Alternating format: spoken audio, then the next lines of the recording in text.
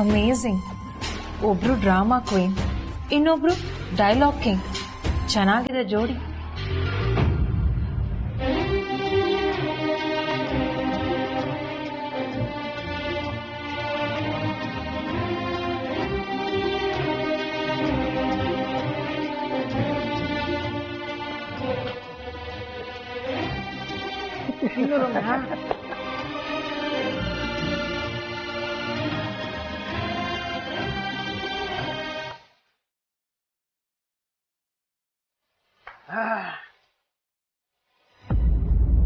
ಅರೆ ಅತ್ಗೆ ಊಟ ಮಾಡಿ.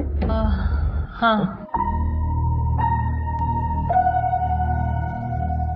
ಎಸ್, ಹೇಗಾಗಿದೆ? ಅಡುಗೆ ಮಾಡಿದ ಕೈ ಬಡ್ಸಿದ ಕೈ ಎರಡು ಬೊಂಬಾಟ್. ಅದು ಗೊತ್ತು. ಅಡಿಗೆ ಕಥೆ ಏನು? ಪಲ್ಯ ಹೇಗಿದೆ? ಸೂಪರ್ ಆಗಿದೆ.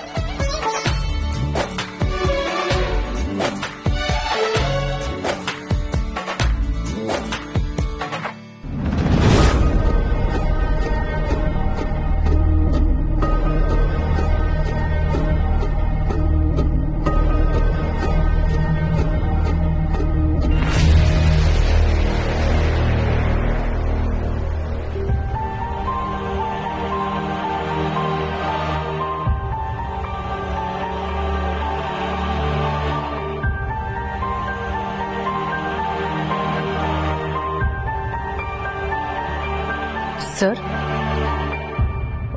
ಹಾಯ್ ವೀರಾ. ಸರ್, ಆರ್ಯ ಸರ್ಗೆ ವೇಟ್ ಮಾಡ್ತಿದ್ರಾ? I just check with him. No Meera, wait. Actually ದಾದಾ ಮನೆಗೆ ಹೋಗಿದ್ದಾರೆ, ಸೊ ನಾನು ಆಫೀಸ್ ಬಂದಿದ್ದೀನಿ. I had to go through few papers. I know, ಇವರೇನು ಸಡನ್ ಆಗಿ ಇಷ್ಟೊಂದು ರೆಸ್ಪಾನ್ಸಿಬಲ್ ಆಗಿ ಮಾತಾಡ್ತಿದ್ದಾರೆ ಅಂತ ಯೋಚನೆ ಮಾಡ್ತಿದ್ಯಾ? ನಮ್ಮ ಅಣ್ಣ ಬಿಟ್ಟರು ನಮ್ಮ ಅತ್ತಿಗೆ ಬಿಡೋದಿಲ್ಲ. She is very strict.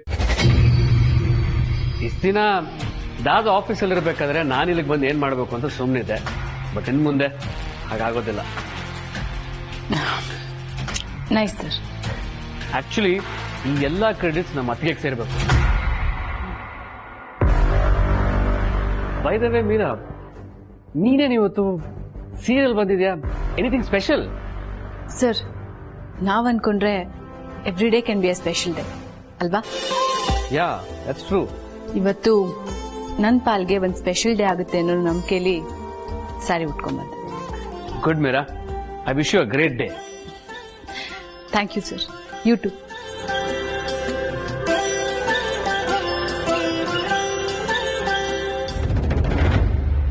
ಈ ಫೋನ್ಗೋಸ್ಕರನಾದ್ರೂ ಆರ್ಯ ಸರ್ ನನ್ನ ಹತ್ರ ಬರಲೇಬೇಕು. ಇದನ್ನ ವಾಪಸ್ ಕೊಡೋ ನೆಪದಲ್ಲಾದ್ರೂ ನಾನು ಅವ್ರನ್ನ ಮೀಟ್ ಮಾಡ್ಬೋದು. ಐ ಕಾಂಟ್ ಲೆಟ್ ಹಿಮ್ ಗೋ. ನೀನು ಹೇಗಿದೆಯಾ ಅಂತ ಕೇಳೋಕೆ ಫೋನ್ ಮಾಡಿದೆ ಮೀರಾ. ಮೀರಾ, ಯಾವುದನ್ನು ಮನಸ್ಸಲ್ಲಿ ಇಟ್ಕೋಬೇಡ, ಬೇಜಾರು ಮಾಡ್ಕೋಬೇಡ. Take care.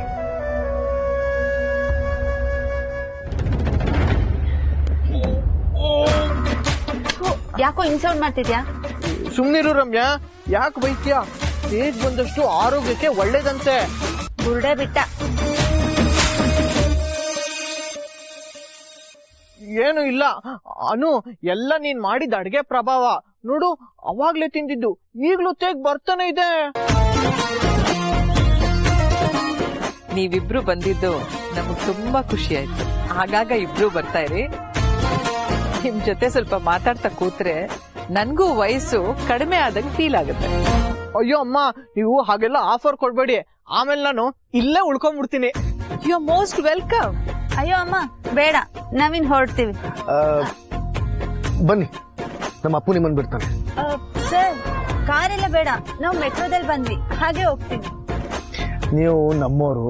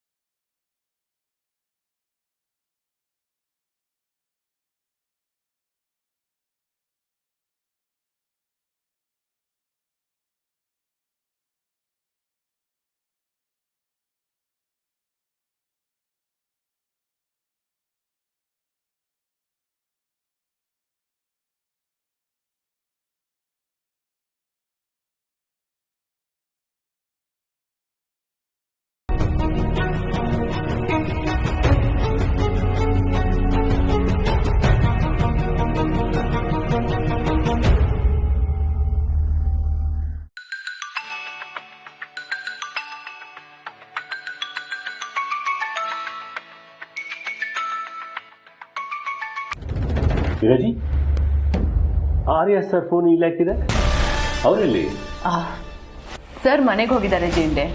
ಅವ್ರ ಫೋನ್ನ ನನ್ನ ಹತ್ರ ಕೊಟ್ಟು ಮರ್ತು ಹೋಗ್ಬಿಟ್ಟಿದ್ದಾರೆ. ಇಟ್ಸ್ ಓಕೆ, ಇನ್ನೇನು ಸ್ವಲ್ಪ ಹೊತ್ತಲ್ಲಿ ಸರ್ ಇಲ್ಲಿಗೆ ಬರ್ತಾರೆ. ಇಲ್ಲಾಂದ್ರೆ ಅವರಿರೋ ಕಡೆ ನಾನೇ ಹೋಗ್ತೀನಿ. ನೀವು ಯಾಕೆ ತೊಂದರೆ ತಗೋತೀರಿ? ಹೇಗಿದ್ರು ನಾನು ಅವ್ರನ್ನ ನೋಡಕ್ ಹೋಗ್ತಾ ಇದ್ದೀನಿ, ನಾನೇ ಕೊಡ್ತೀನಿ ಬಿಡಿ.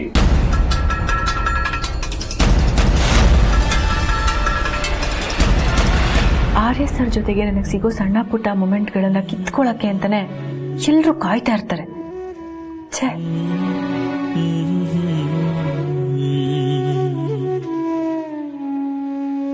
ಸರ್, ನಾನು ನಿಮ್ಮ ಹತ್ರ ಮಾತಾಡಬೇಕು. ಇದೇನಿದು? ನಿನ್ ಗಣಪನ ಮುಂದೆ ಮಾಡೋದನ್ನೆಲ್ಲ ನನ್ನ ಮುಂದೆ ಮಾಡ್ತಿದ್ಯಾ? ನಿಮ್ ದೊಡ್ಡ ಗುಣನ ಈ ಚಿಕ್ಕ ಬುದ್ಧಿ ಅನುಮಾನ ಪಟ್ಬಿಡ್ತು. ಸಾರಿ. ಅನುಮಾನನ?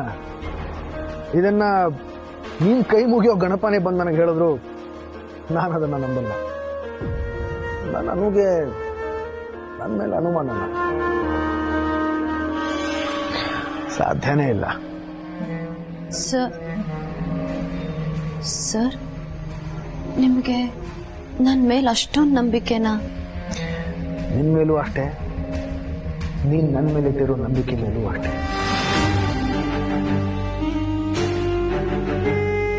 ಆ ನಂಬಿಕೆ ಯಾವತ್ತೂ ಕಮ್ಮಿ ಆಗಿಲ್ಲ ಅಲ್ವಾ? ಆಗಿಲ್ವಾ ಅಲ್ಲ, ಆಗಲ್ವಾ ಅಂತ ಕೇಳು. ಇದಕ್ಕೆ ನಿನಗೆ ಉತ್ತರ ಗೊತ್ತು. ನಮ್ಮ ಮೊದಲ ಭೇಟಿಯಿಂದ ನಮ್ಮ ಕೊನೆ ಉಸಿರಿರುವವರೆಗೂ ನಂಬಿಕೆ ಕಡಿಮೆ ಆಗಲ್ಲ.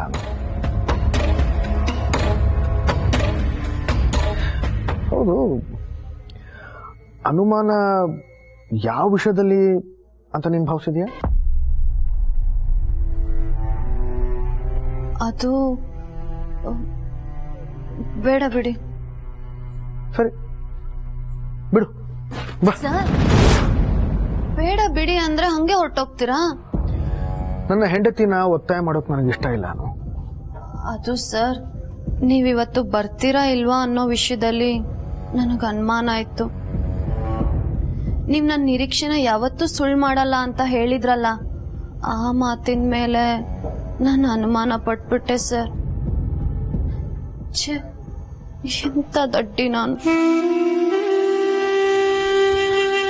ಸಾರಿ.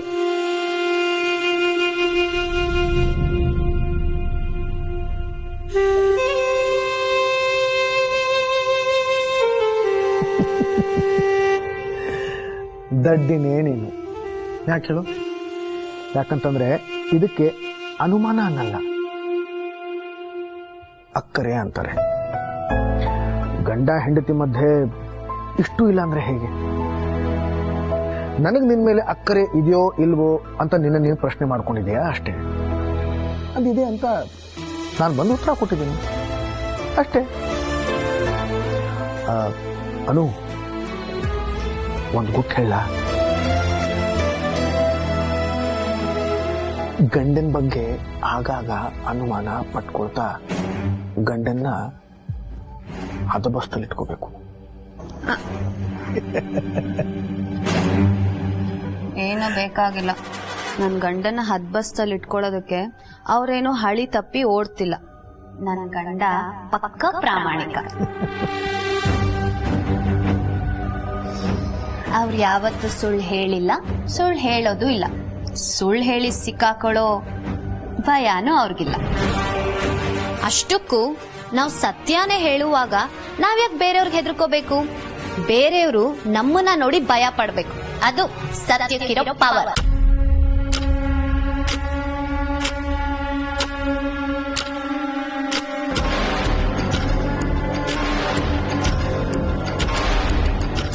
ಸರ್, ಏನಾಯ್ತು? ಏನಿಲ್ಲ ಅನು, ಈ ಮಾತು ಬಹಳ ಪರಿಚಯವಾದಂಥ ಮಾತುಗಳು ಅಂತ ಮಸ್ತು.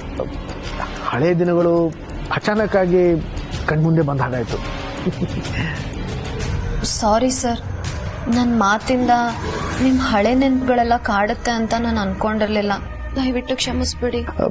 ನೋ ಇಟ್ಸ್ ಓಕೆ ಬಾ.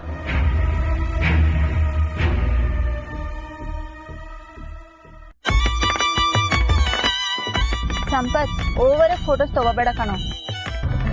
ಸಖತ್ತಾಗಿದೆ ಅಲ್ವಾ ರಮ್ಯಾ? ಕಾರಲ್ಲಿ ಎಸಿ ಹಾಕೊಂಡು ಹೋಗ್ತಿದ್ರೆ ಬೆಂಗಳೂರು ಟ್ರಾಫಿಕ್ ಗೊತ್ತಾಗಲ್ಲ. ಒಳ್ಳೆ ಫಾರಿನ್ ಅಲ್ಲಿ ಜುಮ್ ಅಂತ ಹೋಗಂಗಿರುತ್ತೆ ರಮ್ಯಾ. ನೀನ್ ಯಾವಾಗಪ್ಪ ಫಾರಿನ್ ಹೋಗಿದ್ದೆ ಹಂಗ ಅನ್ಸಕ್ಕೆ? ಕೊಲೆಗಾರನ್ ಕತೆ ಬಯಕ್ಕೆ ಕೊಲೆನ ಮಾಡಿರ್ಬೇಕಾ? ಎಲ್ಲದನ್ನು ಅನುಭವಿಸ ತಿಳ್ಕೋಬೇಕಾ ರಮ್ಯಾ? ಕೆಲವೊಮ್ಮೆ ಬಲ್ಲವರಿಂದ ಕಲ್ತು, ಕೆಲವೊಮ್ಮೆ ಮಾಡ್ಪವರಿಂದ ಕಂಡು, ಮತ್ತೆ ಹಲವೊಮ್ಮೆ ಸ್ವತಃ ತಾನೇ ಮಾಡಿ ತಿಳಿ ಅಂತ ಸರ್ವಜ್ಞ. ಊಟ ಜಾಸ್ತಿ ಆಯ್ತು ಕಣೋ ನಿನ್ಗೆ. ಇರ್ಬೋದು ರಮ್ಯಾ, ಹಿಂಗೆ ಬಿಟ್ರೆ ಹಂಗೆ ಮಲ್ಕೊಂಡ್ಬಿಡ್ತೀನಿ. ಅನು ಕಾರು, ಅನು ಮನೆ ಎಲ್ಲ ಸಖತ್ತಾಗಿದೆ ಅಲ್ವಾ ರಮ್ಯಾ? ಹ್ಞೂ ಕಣೋ, ಅವಳು ಮನೆ ಕರೆದಾಗ ಏನಾದ್ರೂ ಪ್ರಾಬ್ಲಮ್ ಇರ್ಬೋದಾ ಅಂತ ಅನ್ನಿಸ್ತಿತ್ತು. ಸದ್ಯ ಹಾಗೆಲ್ಲ ಏನೂ ಇಲ್ಲ. ಯಾವಾಗ್ಲೂ ಅಂತದ್ನೇ ಯೋಚನೆ ಮಾಡ್ತೀಯ ನೀನು. ಅವಳು ಖುಷಿಯಾಗಿರ್ಬೇಕು ಸಂಪತ್. ಅವಳಿಗೆ ಯಾವ ಕಷ್ಟನೂ ಬರಬಾರ್ದು. ಅವಳೊಳ್ಳೆ ಮನ್ಸಿಗೆ ಅವಳಿಗೆ ಯಾವತ್ತೂ ಕಷ್ಟ ಬರಲ್ಲ ಬಿಡು ರಮ್ಯಾ. ಆದ್ರೂ ಈ ಆರ್ಯ ಸರ್ನ ಅರ್ಥ ಮಾಡ್ಕೊಳಕ್ಕೆ ಆಗಲ್ಲ ಕಣೋ. ಅವ್ರ ಬಗ್ಗೆ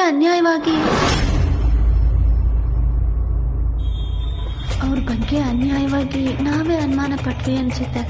ಅದು ಅಲ್ಲದೆ ಅನು ಕೂಡ ಅದರೆಲ್ಲ ಏನು ಹೇಳಲಿಲ್ಲ ಅಲ್ವಾ? ಹ್ಞೂ ರಮ್ಯಾ, ನಾವೇ ಸುಮ್ನೆ ಅತಿಯಾಗಿ ಯೋಚನೆ ಮಾಡ್ಬಿಟ್ವಿ ಅನ್ಸತ್ತೆ.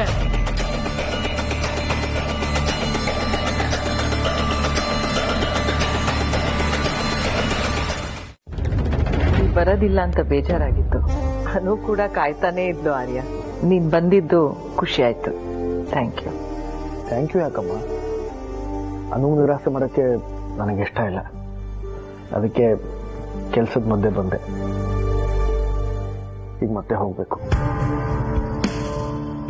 ಮತ್ತೆ ಹೋಗ್ಬೇಕಾ? ಹಾಮ್ಮ, ಬರ್ತೀನಿ. ಓಕೆ ಹೊಸ್ಮನಿ. ಆರ್ಯ,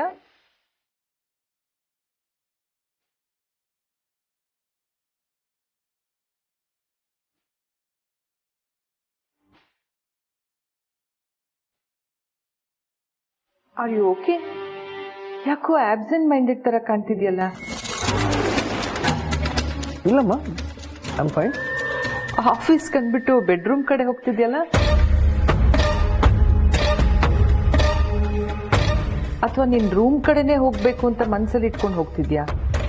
ಕ್ಷಮಿಸಿ ಅಮ್ಮ, ನೀವು ಹೇಳಿಲ್ಲ ಅಂತಂದ್ರೆ ಯಾವುದೋ ಯೋಚನೆಯಲ್ಲಿ ಹಾಗೆ ಹೋಗ್ಬಿಡ್ತಿದ್ದೆ. ಬರ್ತೀನಮ್ಮ. ಆರ್ಯ, ಏನಾಗ್ತಿದೆ? ಏನಿಲ್ಲಮ್ಮ, ಐ ಆಮ್ ಫೈನ್. ಕೆಲ್ಸ ಟೆನ್ಷನ್ ಆಗಿದ್ರೆ ನೀನ್ ಹೀಗಿರ್ತಿರ್ಲಿಲ್ಲ. ಬೇರೆ ಏನೋ ಕಾಡ್ತಿದೆ. ಏನಾರ್ಯ? ಇದನ್ನ ನಿಮ್ಮ ಹತ್ರ ಹೇಳೋಕ್ಕೂ ನನಗೊಂಥರ ಆಗ್ತಿದೆ.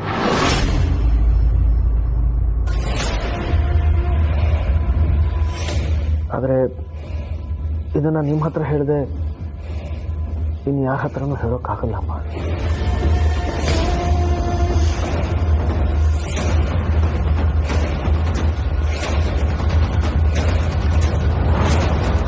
ಅನುನ ನೋಡ್ತಿದ್ರೆ ರಾಜನಂದಿನಿ ಅವರೇ ನೆನಪಾಗ್ತಾರಮ್ಮ.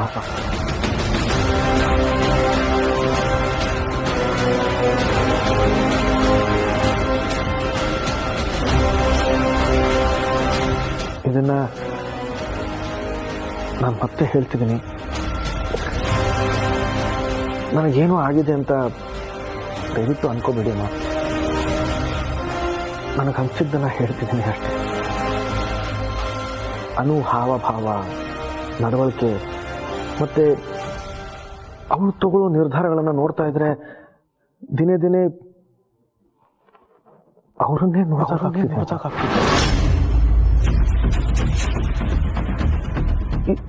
ಇದು ನನಗೆ ಅರ್ಥನೇ ಆಗ್ತಿಲ್ಲಮ್ಮ. ಇದು ಕೇವಲ ನನ್ನ ಕಲ್ಪನೆನೋ ಅಥವಾ ಅವಳೇ ಹಾಗೆ ನಡ್ಕೋತಿದ್ದಾಳೋ ನನಗೆ ಒಂದೂ ಅರ್ಥ ಆಗ್ತಿಲ್ಲಮ್ಮ. ನಿಜ ಹೇಳಬೇಕು ಅಂತಂದರೆ ಈ ಯೋಚನೆನ ತಡೆಯೋಕೆ ನಾನು ಎಷ್ಟೆಲ್ಲ ಪ್ರಯತ್ನ ಪಡ್ತಿದ್ದೀನಿ ಗೊತ್ತಮ್ಮ. ಆದರೆ ನನ್ನಿಂದ ಆಗ್ತಾನೇ ಇಲ್ಲ ಅಮ್ಮ.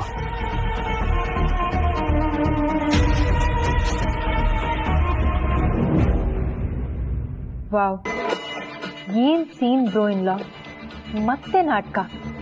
ಒಂದ್ ನಾಟಕನ ಜಸ್ಟಿಫೈ ಮಾಡೋದಿಕ್ಕೆ ಮತ್ತೊಂದು ನಾಟಕ. ಅದೇ ಸರ್, ಬಾ ಕೇಶವ.